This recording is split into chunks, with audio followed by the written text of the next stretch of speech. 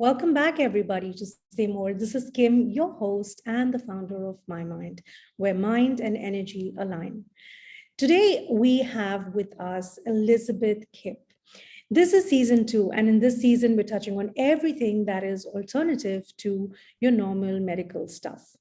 Today, with us, Elizabeth is going to share so many things that have worked for her, where she aligns science and ancestral healing. But before that, let me give you a little background. When I send, a little questionnaire to my guests, they send me little stories about things that matter to them. And I'm going to read this out straight from what Elizabeth has written. The question was, is there a specific moment in your life where you have chosen and shifted your life course? And here's what Elizabeth shared, which I just truly love. Yes, when I realized that my healing was influenced by the all that is, and not just the part of science that you can observe, measure, and describe, which is where Western medicine operates from. This fundamental understanding helped Elizabeth to open far more greater possibilities into her healing than she had ever accessed before. And since our beliefs can limit our healing and totally influence it, it was profound for her to be able to expand the horizon of her beliefs like this. And with that amazing introduction, Elizabeth, welcome to Saymore. Well, thank you so much, Kim. It's my honor to be here. Well, it is a pleasure to host you. I love everything energy. And it's so interesting that every other person that I talk to, every other person that comes on the show, not only has an amazing journey themselves, they're not just the experts in the field, but they're experts because they've experienced it. Mm-hmm. Exactly. Yeah, great. Over to you now. Walk us through your journey into becoming the energy healer and the ancestral. Why do you use these tools specifically? Yes, I ran into the ancestor clearing as a modality when I was in a pain management program. I was a chronic pain sufferer for about 40 years. Actually, in terms of physical, I had a back problem, which apparently was locked in because of emotional stuff prior to that. So anyway, over 40 years of chronic pain. I was also had a lot of surgery and to stabilize a slip in my back from a broken bone. And the doctors their answer was to give me opiates and benzodiazepines to deal with the pain. So the opiate to numb the pain and the benzodiazepine to calm the nervous system down, which was all they knew, right? And when I came across that revelation that you spoke of, was when a doctor gave me a prognosis that you will be in level 7 out of 10 pain for the rest of your life, and you will be in a wheelchair when you're 40. And I was very vulnerable at that time, and I broke down and cried for about 2 weeks. But I knew wrong with that picture. I didn't know what it was because I was just so upset. But I eventually got to this place where I was like, wait a minute, because I have this science background, right? And I was like, wait a minute, he's operating in a scientific paradigm, and we know scientific paradigms shift. So that was point number one. Point number two was he said you will. He didn't leave any wiggle room in there. And science and Western medicine operates in science, in the scientific framework. And science is not about facts. It's about probabilities. Yes. So it's probable that, but he didn't say that, right? So, even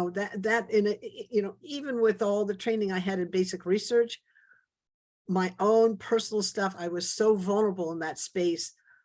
I kind of forgot my training. It took me a while to get back to it, right? Oh, he's made an error here. He's forgotten his basic science, right? And the other part was I realized how limited his viewpoint was because he was looking only within the scientific framework and not, Holistically. he can't see the unseen, he can only see the seen. So and it really, that pronouncement that pronouncement that he made told me more once I had a chance to kind of settle my fears. It told me more about the limitation of the Western medical model than it did about my own ability to heal, which I think is a really important point. And so it was a very powerful moment, and I really felt like grace and the power of the universe came in to support me and show me that picture that I just painted as a way of providing lift, into my momentum and into my healing, because that pronouncement could have flattened me. The other thing about what he said was, and a lot of doctors told me that afterwards, everybody until I met Dr. Peter Prescott, who wrote this book, Conquer Chronic Pain, an Innovative Mind-Body Approach. He's the pain management. I went into his pain management program, and he's the one that helped me heal. So he wrote this book, and I helped him write the exercises at the back of the book because I had done them. And then I wrote this book, The Way Through Chronic Pain, Tools to Reclaim Your Healing Power, as like the patient manual to this doctor researchery, which is an amazing book, but this is kind of a nice set. So anyway, the thing is that all those doctors, until I met Dr. Prescott, they all assumed I wasn't going to heal. That was their assumption. Oh, you have to learn to live with this. Pause you here for a moment. I love the way you're saying that they all assumed. When did you realize that that was their assumption and not your fact? Because initially you took his statement as your truth till you were like, that's a possibility. It's not a fact. So when did that shift come? Were you sitting in reflection? Did you have it in a conversation? Did you have that moment in your dream? No. Seriously, the first time a doctor told me that, I broke down. I think I had a 4-year-old child and a 3-year-old child and a new husband. And I was beside myself. And I literally cried for 2 weeks. I'm not sure I slept very much. Wow. And I felt like I was in this dark room, and I couldn't find the doorknob. I couldn't even find the door in that room, but I knew there was a light in there somewhere. And that's where I was mentally for 2 weeks. And I just kept searching and searching. And then moment, right? So I never accepted that prognosis. I kind of went through all the stages of grief that Elizabeth Kubler-Ross talks about, except I never accepted the diagnosis. I had an epiphany instead, and that was the light. I finally found the light in that room, and it blew the door off. It just made its own door. And that is so amazing, right? Because from being driven and pronounced by fear of what someone else thinks is a fact, to just even having the one thought that, is there a better way? Is there another way? This is not my reality. I think that becomes, the starting point for that, to invite options, to invite alternatives. Mm-hmm. I had this advantage because I'd had basic science research training here at the University of Kansas. And they have a fabulous biology department here. What's the department? It's a division. And I had taken a bunch of classes in there, and I had been studying as a graduate student in environmental studies and ecology, and we were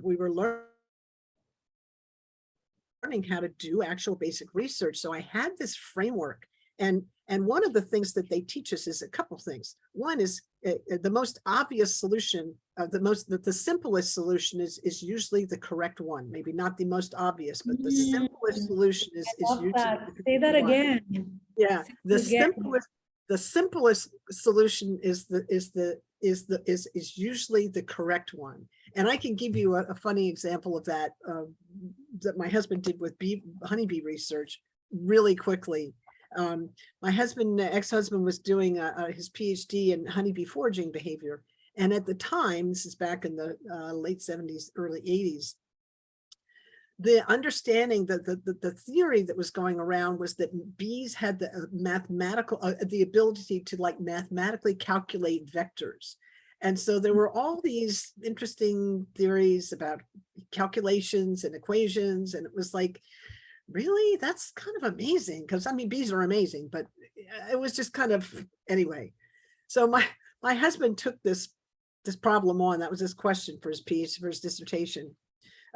What's the operating principle of bee foraging behavior? And he did all these experiments and made these like flower patches with different kinds of artificial flowers, different shapes and stuff. And you know what the operating principle turned out to be? Bees fly in the direction that they're facing.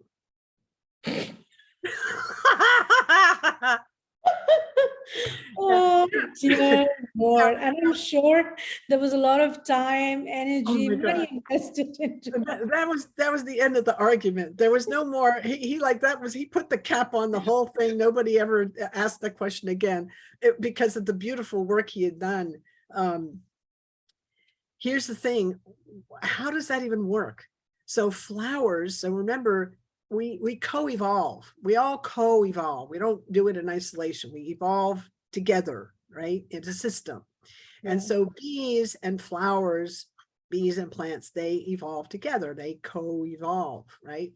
So the flower morphology directs the bees as to how the pattern they use to get at their honey, to work on so globular flowers, they go in a circle, they go in like in a spiral, and other flowers, they go in a different, so the depending on the shape of the flower is kind of, it directs them into what direction that they go.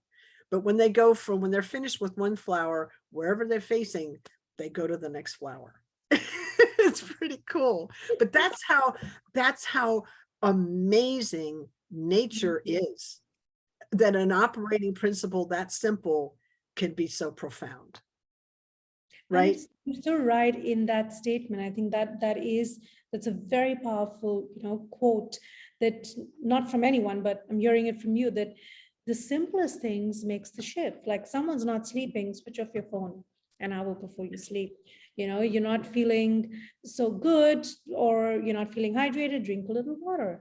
It's become a human design to want to have complications, to want to have things that are so complex that it's so beyond certain levels of understanding. And then people think, or the mind thinks that, oh, then it's the right thing. But like you said, it's sometimes the very simplest things that you shift it, and that's it.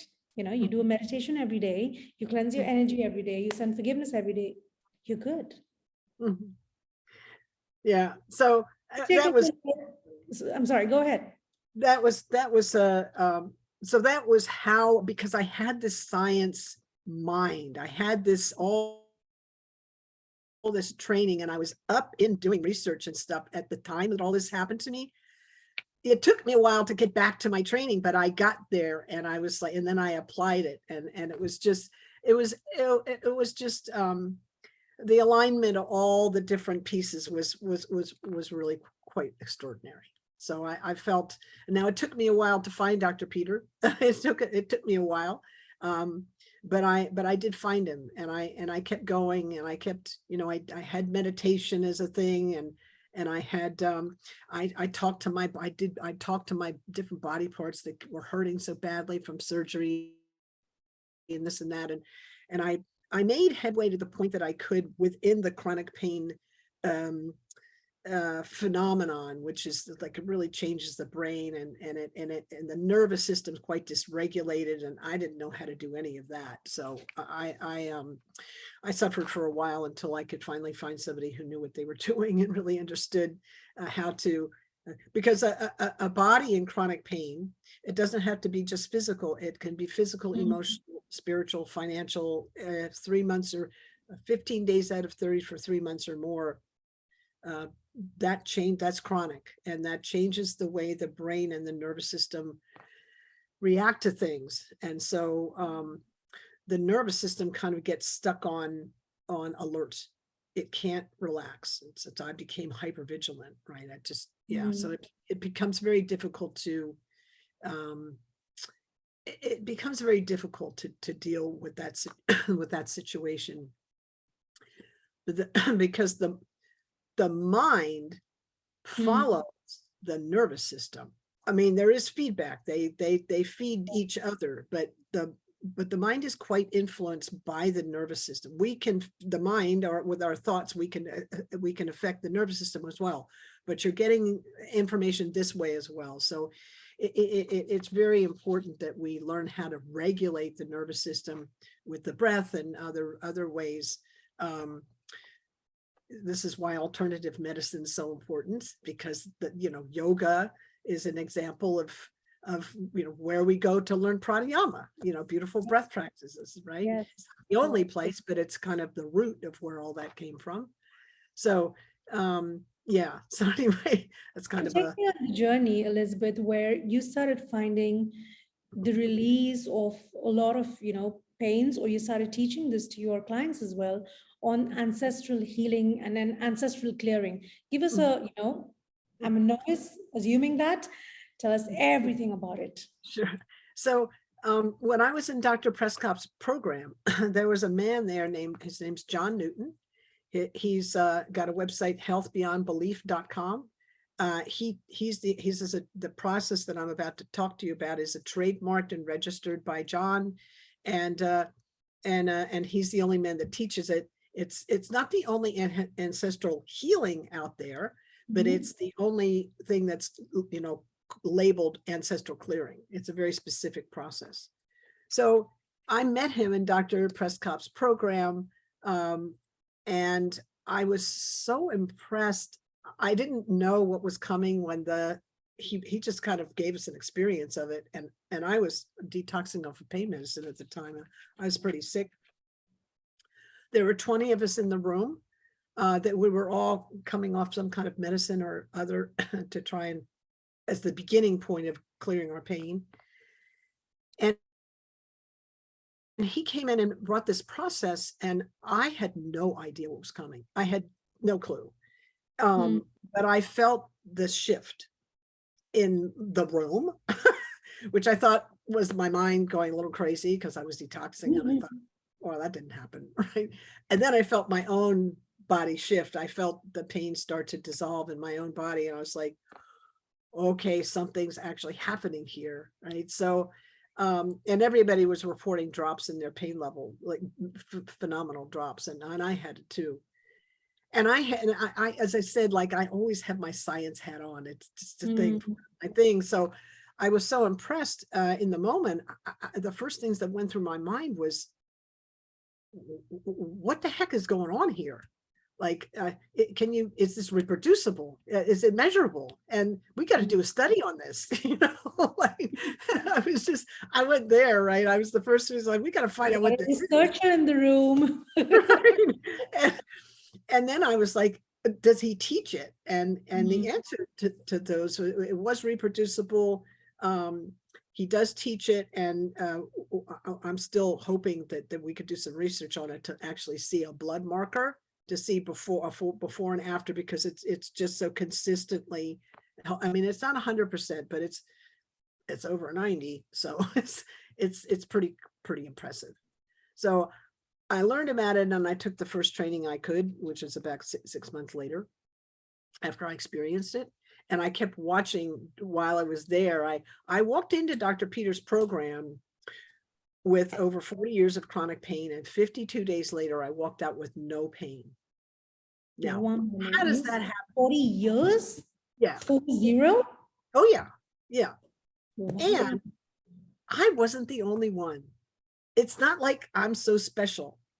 Dr. Prescott had a 94% success rate, and most of the people in his program were like me, had these hickory nut cases that they called us hickory nut cases, that doctors other doctors couldn't crack.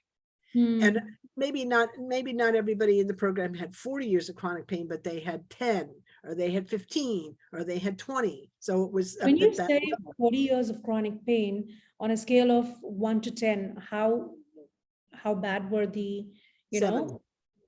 7 regularly, Wow. 7 regularly. Yeah, it was, let me tell you Oh, something. A chronic pain, people don't know this, it's worth bringing in. A chronic pain patient can burn 6,000 calories in a day. whoa. And part of the problem with a chronic pain sufferer is we don't have an appetite. So I had to force feed myself. And you're just burning muscle and good Oh, tissue. I was thin as a rail. Yeah, when I got into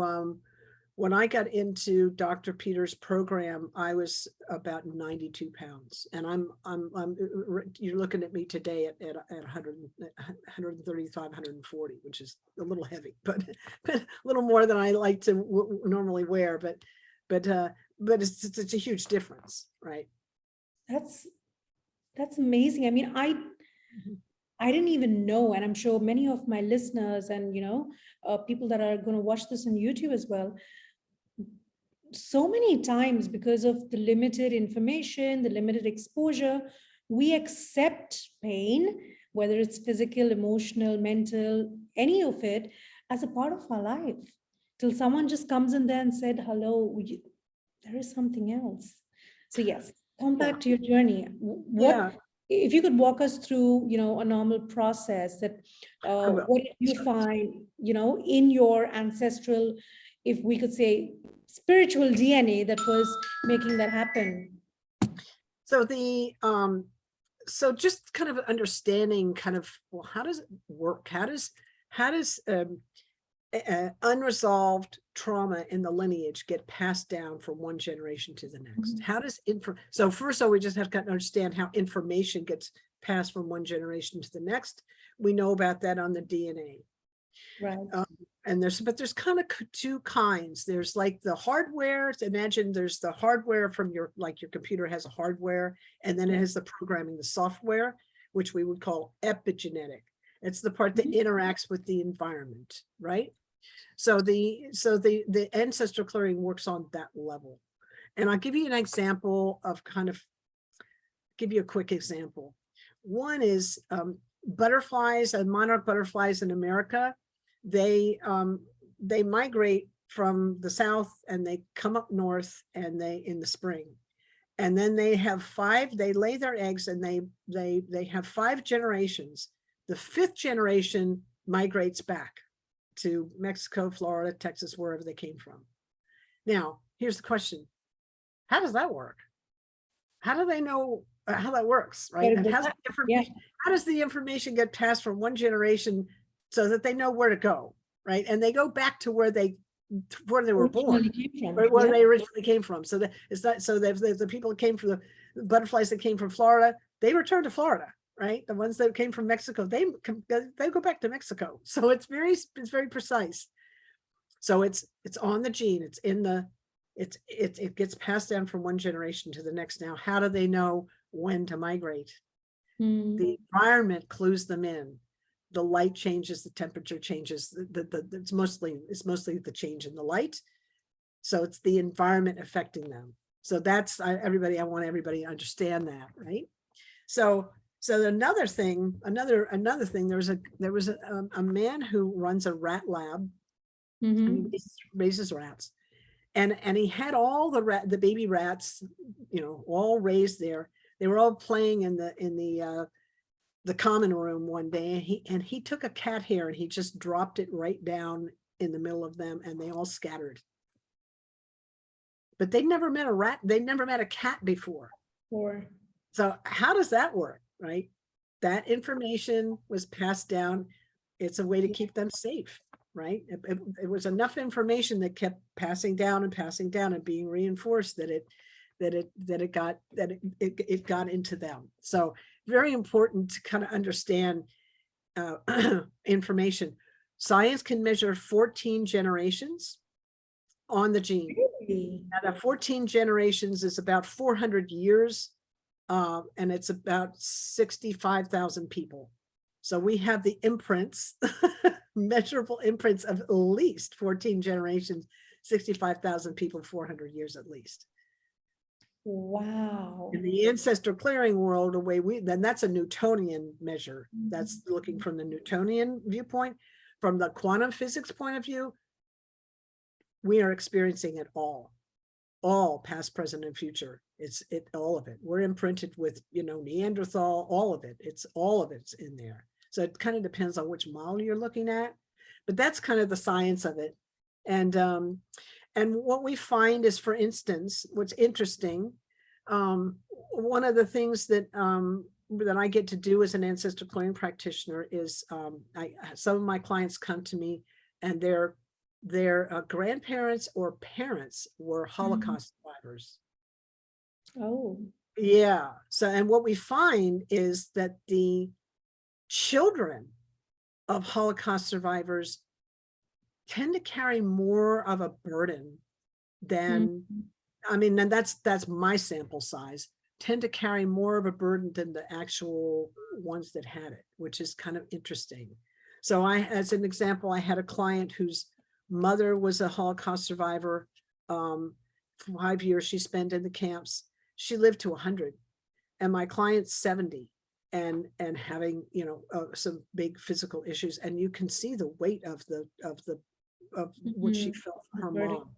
So we take on our parents' stuff. I took my parents' stuff on. I didn't even know I was doing it. It's just, we're empathetic by nature. And so we that happens too. So ancestral clearing helps us to kind of release all that burden, release what's yeah.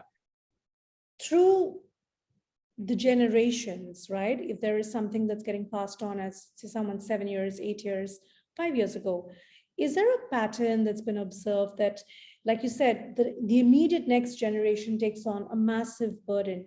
Then does it lessen over the years, or does it get, when triggered, it just gets into a different level of manifesting? Is there a pattern that you've observed? That's a very interesting question, and I'd love to do a study on that. From my experience, the difference would be who's done the work, how many people are awake enough to actually be, oh, I feel this thing around my mom, and can you help me clear it, kind of thing. How many people have, whatever the alternate, there's lots of different other paths that can help clear burden. Yoga is one of them. Yoga is really good at clearing burden. It's not the only one. Ancestral clearing is. So it depends on how much that generation, the person in which generation, how much work they've done on the inner stuff. Yeah, because we carry these things. It's like an unconscious. It's unconscious. When it becomes conscious, then we can work with it. This is such an interesting question. So I'm going to keep on asking more questions. So say, for example, someone in the third generation clears it. They sense it, they're awakened, they're aware, and they go ahead and clear it. Does that have, again, something that is proven or tangible? Does that help clear the past generations? Because clearly then the generations forward would not have the elements of it. That's assuming that that person has still not had a family. Say, for example, let me make it easier. If I'm doing a lot of clearings now, I'm being awakened, I'm being aware, I'm doing my meditations and yoga and things like that, but my daughter is already born before I did the work. So how does that change within the lineage forward, and does it have an impact on the lineage behind? Love the question. Again, from the ancestral clearing point of view, we're looking from a quantum physics viewpoint, which says when we're accessing the present, in the present moment, when we're present, we access past, present, and future. So when we do the work, we're actually affecting the past and the future as well as the present. Fantastic. Right? So what we find is that like I have a son, right? And I didn't do this work before I had him, right? Yeah. I start doing this work till he's about 40 now, and I didn't start doing this work till he was about 30. And it was interesting because we did some work around taking on emotional stuff, and it helped him, right? And it's certainly helped me. But what we find as kind of a general rule in ancestral clearing, if there's a relational challenge, right, a challenge between one person and another, we do the work on the person that's in front of us. Say if Correct. there's a problem with me and my mom, for instance, we do the work on me, and the whole relationship changes because I'm not the same, Yeah, right? and that shifts the energy that you're exchanging with them. Exactly, right? Oh, I love it. It's kind of it's again, it's kind of like, oh, the simplest explanation is the Yeah. right. Yeah. Oh my God, that's amazing. Elizabeth, this has been so drawing me completely into because I know and I've heard and we've seen that when one person stands up and says, okay, I'm going to heal, I'm going to look at everything that I do, why I do it, find, is there a better way, everything begins to change. Everything, you see your parents suddenly being more open to have these conversations, to dive into it, to be willing to say, okay, tell me a little more. You see your children changing and setting boundaries. Whatever you start doing, whether it's just the environmental that they're being around it, or the energy that's shifting, it's so amazing. Tell me something, bringing in your science and energy knowledge here. When somebody is genetically predispositioned to an ailment, Mm. does that have a straight connection to being predispositioned of an unhealed trauma, emotion, thinking habit? Hmm. I don't know about that. I can share with you. I don't know about that in terms of any research that's been done. I can share with you on my own experience. Absolutely. Um, I my mom, well, both my parents were in the Second World War. They were brought up in they were raised in the Great Depression, and then they were in the Second World War. My dad was in combat. My mom was a nurse in the field. So Oh, um, and they I remember by the time I was about 4, I remember being I cognize, right? I remember being about 4 and noticing how quiet my dad was and how reactive my mother was. She was mhm. bipolar. But here's the thing, I felt both of their energy. It Hmm. didn't matter if my dad was quiet. I felt the pressure underneath the lid that he had going on, right? The lid. Hmm. Hmm. So I felt it just as much as I felt it from my mom. And I feel like, oh, well, why did my brother really didn't really notice that so much. So that's kind of interesting to me. So I kind of wondering if I was born a little bit more sensitive, Hmm.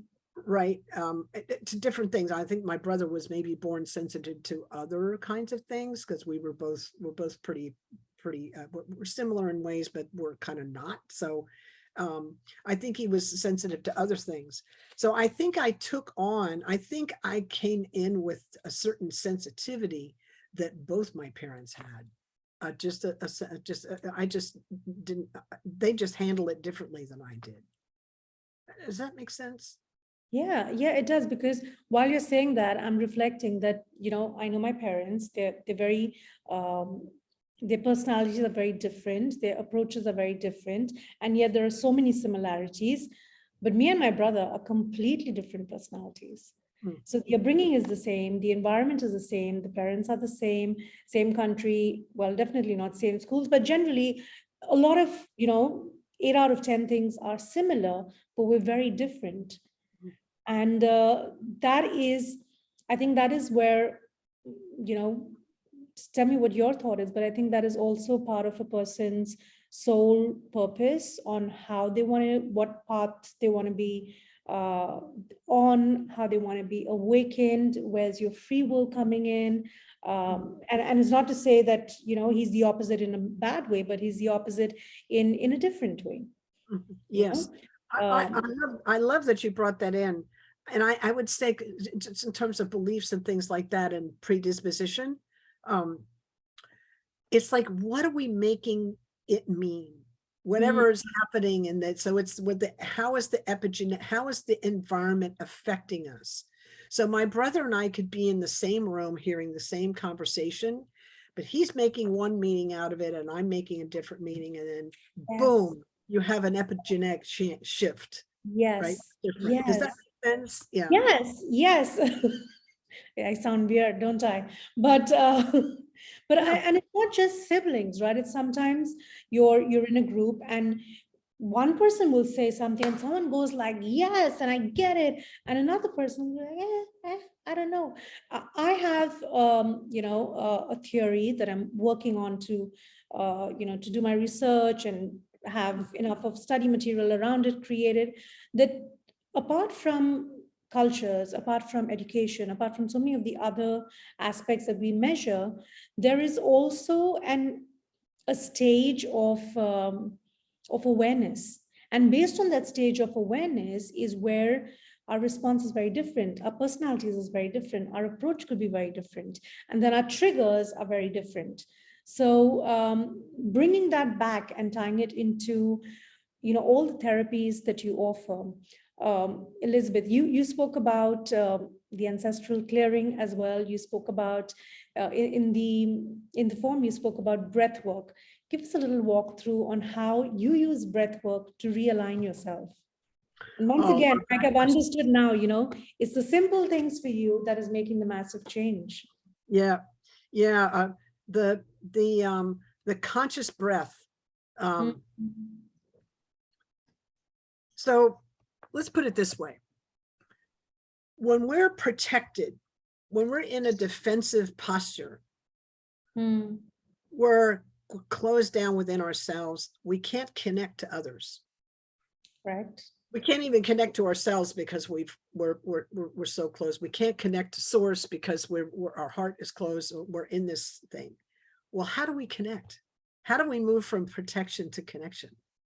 Mm, The breath is the bridge. yeah. So we take a nice, conscious, deep, slow breath, and we do that 5 or 6 times, and then we do it for 3 minutes, or maybe do it for 11 minutes. That's a real game changer. And the nervous system gets the message, oh, I'm actually safe.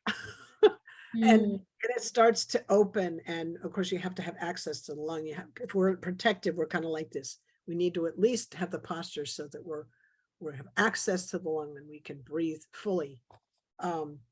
It's amazing to me. My mind can start going off on like some kind of like negative, mm, and I'm like, I ask myself, because I teach this stuff, so I know the practice of it. What's happening with my breath right now? And it's shallow and oh. short, right? Instead of Yeah, long and deep. And the mind tends, like I said, there's feedback both ways, but the mind tends to follow the breath. breath. So the if the breath is short and unsteady, the mind is going to be like this. But if the breath is long and Mm. slow and deep and regular, the heartbeat's going to be like that, and the mind will just kind of follow. I'm not saying my mind doesn't stay busy in that space. I'm just saying it's like a lot less busy. It's aligned, it's connected to all layers of your being, right? Yes, and you're connected in that space. So you go from this protection mode out into this connected, and that's where ease and peace live, in that space, not in this protected place, right? Beautiful, beautiful. Elizabeth, thank you so much for sharing such a well detailed explanation, taking us from your story, integrating it to science, to research, to the application of everything in the most simplest ways. And I think that is one of the biggest, there's so many takeaways, but that is one of the biggest takeaways I think I would love all our listeners to take, that it's in the simple things. That money is in the simple things. So before you go, I am just going to read out to everyone listening. Guys, whoever's tuned in, you can get in touch with Elizabeth. She will help you with ancestral clearing, stress management, recovery from trauma. You heard it, 40 years, and now she's living without that. So, not just an expert, but someone who's been there, done that, and now knows better. Recovery from trauma, chronic pain, and healing it from science and spirituality, where they actually meet. All the details to Elizabeth, her website, her information is going to be in the show notes, so do connect with her. Elizabeth, before you go, the last question. The podcast is called Saymore. What, in your opinion, should people be saying more about? Oh, the greatest healer in our life lives within, right? The doctor can set a bone and stitch up a wound, and the whole healthcare community can tell us, like, eat this and do this physical therapy, but it can't, none of those people can tell the body how to heal. So the greatest healer lives within. We need to believe more in the power of the healing that lives within than in the power of the disease that we're experiencing. That's kind of my bottom line. Beautiful, beautiful. Thank you so much, Elizabeth. It's been wonderful. Thank you, everyone, for joining in. Every conversation just leaves me so amazed and wowed, and that's my soul connection to everybody. So thank you for tuning in. Share this with the people you think are going to benefit from it. Go ahead and visit Elizabeth's, connect her to people, maybe yourself or people that need that support to heal from chronic pain, because that is no way to live. There's always a better way. This is Kim signing off. Talk to you really soon. Have a wonderful, big, joyful life. Bye for now.